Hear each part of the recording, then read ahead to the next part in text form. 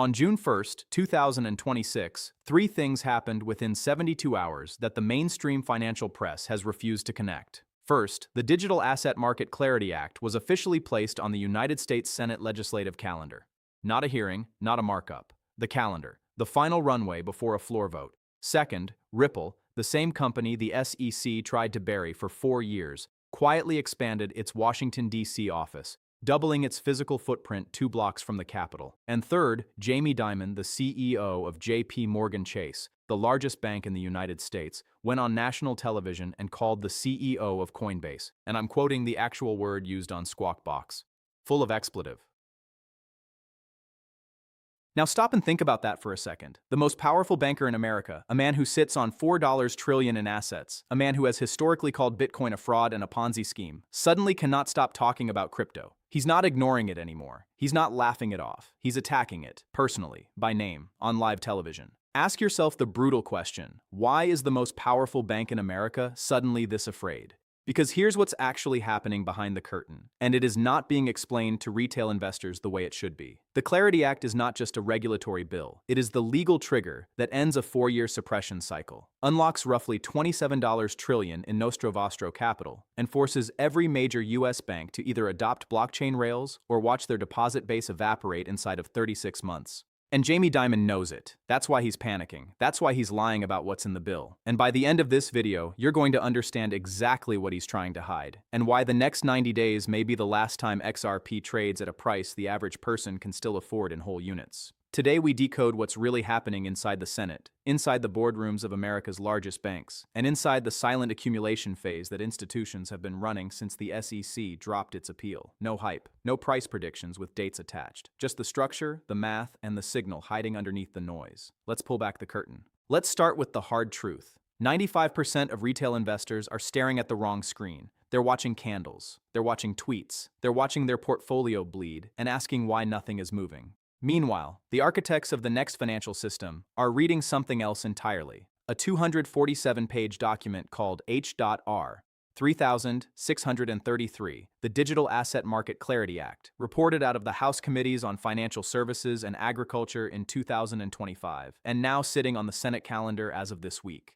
Here is what the bill actually does, and here is why it matters more than any ETF, any partnership announcement, any tweet from any influencer you follow. The Clarity Act creates a legal definition that has never existed in American law before: the concept of a digital commodity, a digital asset whose value is, in the bill's exact language, intrinsically linked to the use of the blockchain. The moment that definition becomes statute, the SEC's jurisdictional chokehold over assets like XRP evaporates. Authority transfers to the CFTC. The 4-year war ends. The risk premium that has kept institutional capital sitting on the sidelines vanishes overnight. And this is where Jamie Dimon's outburst starts to make sense, because the bill does something else. It legalizes stablecoins under the Genius Act framework passed last summer, and it provides a legal pathway for non-bank entities to issue, hold, and settle dollar-denominated digital instruments at near zero cost in 3 to 5 seconds. Scat and now ask yourself, what business is J.P. Chase actually in?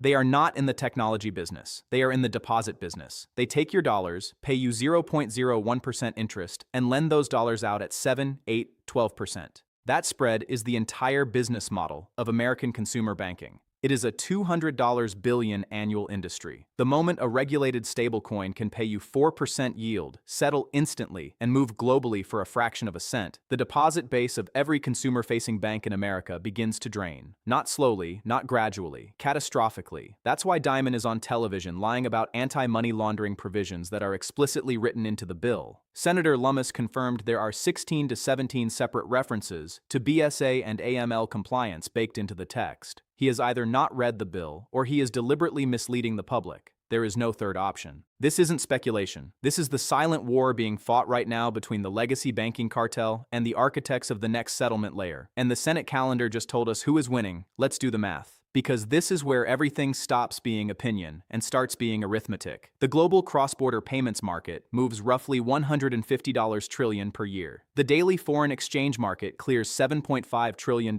every single trading day. And locked inside the legacy nostro vostro correspondent banking system, the pre-funded accounts banks have to keep idle in foreign jurisdictions just to enable international settlement, sits approximately $27 trillion of dead, non-yielding capital. That $27 trillion exists for one reason, because the SWIFT messaging system cannot settle in real time. Banks have to park money in advance in every country they want to transact with. It is the most inefficient capital structure in modern finance. Now consider XRP's design. Fixed supply, 100 billion tokens. Circulating supply, roughly 57 billion. The rest sits in escrow, releasing 1 billion per month, with the vast majority quietly relocked. Here's the math that Jamie Dimon does not want anyone to do publicly. If XRP captures just 0.5% of the annual cross-border payments market, not the daily FX market, not the derivatives market, just cross-border, that is $750 billion in annual settlement volume flowing through 57 billion tokens. Now layer in the velocity question. Each XRP token can settle multiple transactions per day, but each settlement requires the token to be sourced, held briefly, and released. The faster the velocity, the higher the effective price floor required to source liquidity without catastrophic slippage. At $2, sourcing $1 billion in settlement liquidity requires 500 million tokens, nearly 1% of circulating supply for a single transaction. At $25, that same settlement requires 40 million tokens. At $100, it requires 10 million. This isn't a prediction. This is a design requirement of the system itself. The higher the institutional adoption, the higher the price floor must structurally become, not because of speculation, but because of physics. You cannot move trillions through a fixed supply asset at a low unit price without breaking the liquidity model. If you have a problem with these numbers, you don't have a problem with me. You have a problem with arithmetic. While retail investors are panic selling because the chart looks weak, the institutional signal has never been stronger. And Brad Garlinghouse said it in plain English this week at a major industry conference. He said, and I'm paraphrasing his exact framing, that he does not remember being this optimistic in the last several years. Not because of price, because of structural change. He pointed to Franklin Templeton on stage. He pointed to BlackRock on stage. And then he dropped the line that almost nobody caught. Vanguard has reversed its position. Vanguard, the firm that for a decade said it would not touch crypto under any circumstance. The most conservative asset manager on planet Earth. They have now quietly opened the door. That is a sea change measured in trillions, not billions. Layer that with what Ripple itself is doing. Acquisitions of Hidden Road and Standard Custody. The Medico integration, the Palisade infrastructure build-out. The expanded DC office announced this week by Stuart Alderoty. Skadden does a company that spent $1.25 billion acquiring a prime brokerage do that on speculation? Does it expand its lobbying footprint in the nation's capital because it thinks the Clarity Act might fail? Absolutely not. They don't gamble, they position.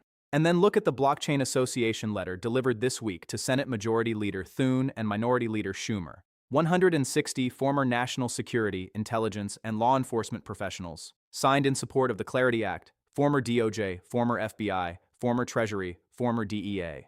This is not the retail crowd begging for a moon. This is the establishment quietly telling the Senate, pass this bill. The infrastructure is ready. The compliance frameworks are built. The only thing missing is the statutory green light. If you've made it this far and you're starting to see the structure underneath the noise, do me a favor. Hit that subscribe button right now. Comment, I see the structure below. Not because the algorithm needs it, but because I want to know who in this audience is actually paying attention while the rest of the market sleeps. This is the kind of analysis I do not see anywhere else, and the only way it reaches more informed investors is if you signal that it matters. Now back to the structure. Here is what we know about the path forward, based on Senator Lummis's appearance on Squawk Box this week, and confirmed by Stephanie Starr's reporting that the bill is now formally calendared as of June 1, 2026. The Senate must now do 4 things, and they must do them in sequence. 1. Merge the Banking Committee's SEC side product with the Agriculture Committee's CFTC side product into a single floor-ready bill. 2. Resolve the ethics provisions.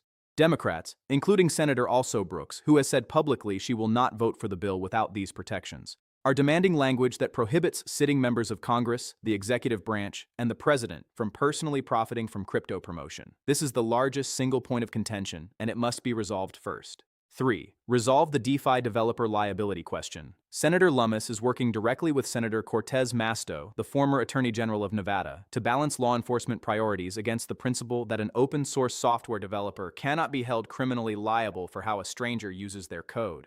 A new political action committee, Defend Developers PAC, launched this week specifically to protect these provisions. 4. Fold in the banking sector accommodations that Senators Haggerty, also Brooks, and Tillis negotiated to address the Genius Act stablecoin friction points. Then, and only then, the bill goes to the floor. It requires 60 votes for cloture, every Republican plus at least 7 Democrats. The window is roughly 90 days. If it does not pass before the August recess, the calendar collapses into election cycle politics, and the timeline pushes into 2027. Senator Lummis knows this, Leader Thune knows this, the institutions know this. That is why the Senate placed it on the calendar this week. The countdown has begun. We are moving from an era of abundance to an era of scarcity, and the transition is happening in real time. Exchange reserves for XRP are sitting at multi-year lows. Glassnode and CryptoQuant data both confirm a consistent outflow pattern from custodial exchanges into cold storage and institutional vaults. Once a token enters a multi-sig institutional custody arrangement, it does not return to market for a 10% profit. It is gone, it is locked, it is held against settlement obligations that have not yet been activated. Meanwhile, Ripple's escrow continues its monthly cadence, 1 billion released, the vast majority relocked. ODL corridors continue to consume liquidity. New corridors are quietly being opened in jurisdictions that have not yet been publicly named because of NDAs signed at the central bank level. And here is the part almost nobody is calculating. The moment the Clarity Act is signed, the risk premium that has artificially suppressed institutional position building vanishes. Every fund that has been waiting for legal certainty before deploying capital will deploy in a window measured in weeks, not years. The wait-and-see money becomes the all-in money. When that happens, the order book on the buy side will not be able to fill at current prices. The price does not gap up because of hype. It gaps up because the structural liquidity is no longer there at the old price. Once the final switch is flipped, the retail market as we know it today will be functionally locked out. You will not be buying whole tokens anymore. You will be buying fractions, drops. The institutions have spent 4 years using regulatory uncertainty as a tool to shake retail loose and accumulate the float. That accumulation phase is now in its final innings. The exit liquidity of the confused is funding the entry of the informed. That has always been how the game is played. The only question is which side of the trade you are on when the music stops. I know it is hard right now. I know the chart looks weak. I know the headlines feel disconnected from the long-term thesis. I know it is exhausting to be told, year after year, that the moment is coming. But as an analyst, I am trained to separate noise from signal. And the signal right now is the strongest it has been since the Ripple verdict. The red candles you are watching are not a sign that the thesis is broken. They are the smokescreen behind which the accumulation is finishing. The boredom you feel is not stagnation. It is the silence of a predator waiting for the moment to strike. While the masses are focused on whether XRP can break a short-term resistance level, the smart money is reading the Senate calendar. While the masses are arguing on Twitter about whether Ripple has lost momentum, Ripple is signing the lease on an expanded Washington, D.C. office 2 blocks from the Capitol. While the masses are panic selling on macro fear, Vanguard is quietly reversing a decade-old policy. Being early feels exactly like being wrong, right up until the moment reality catches up. And reality, this time, has a date on the legislative calendar. The question is not whether the price recovers. The question is, who is still holding when the Clarity Act becomes law, when stablecoin issuance opens to non-banks, when the $27 trillion Nostro Vostro pool starts looking for a more efficient settlement rail, and when Jamie Dimon stops giving angry television interviews and quietly starts asking Ripple for a partnership meeting. Price is a distraction. Structure is the reality. One side of this trade is watching candles. The other side is reading bills, tracking lobbying expenditures, and counting Senate votes. One side is the noise. The other side is the signal. The Clarity Act is on the calendar. Ripple is in Washington. Vanguard has opened the door. Jamie Dimon is publicly losing his composure. The 160 former national security officials have signed the letter. The PAC has been launched. The escrow continues to drain. The institutions continue to accumulate. These are not coincidences. This is a system being switched on, piece by piece, in plain sight. And the only people who will benefit are the ones who were paying attention while the room was quiet. In a market fueled by emotion and noise, we thrive on data and composure. Haste leads to loss. Calm analysis leads to victory. Stay patient. Stay rational. Stay positioned.